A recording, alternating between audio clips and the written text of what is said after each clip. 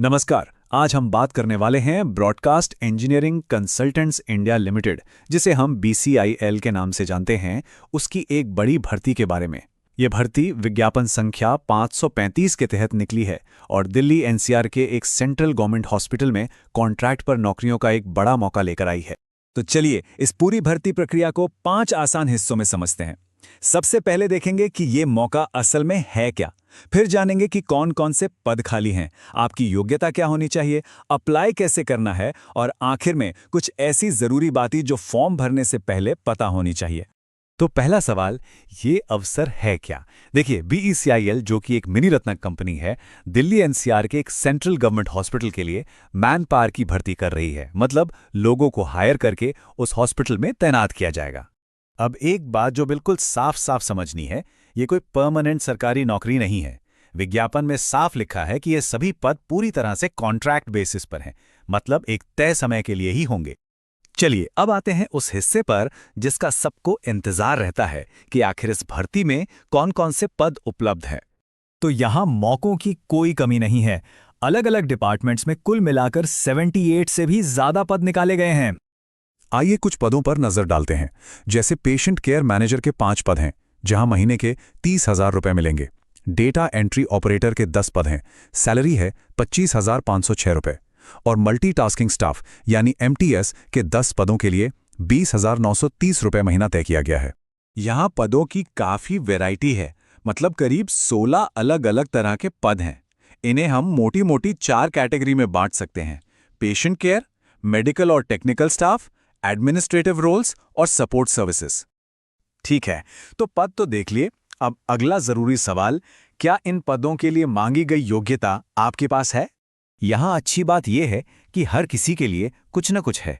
मतलब क्वालिफिकेशन 8वीं पास से लेकर मास्टर डिग्री तक मांगी गई है।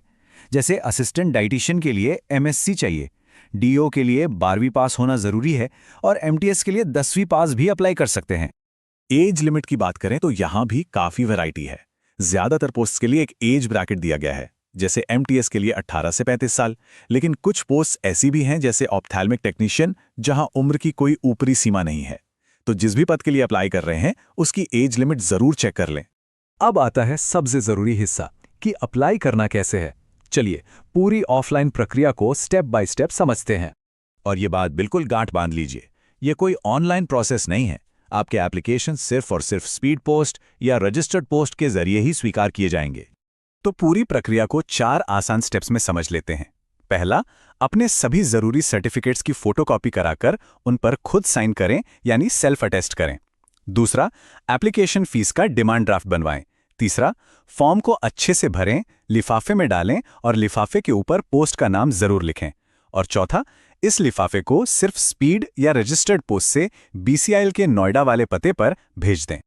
अब फीस की बात कर लेते हैं। यहां एक अच्छी खबर है, SC ST और दिव्यांग उम्मीदवारों के लिए कोई फीस नहीं है। बाकी सभी कैटेगरी के लिए फीस 295 रुपए रखी गई है।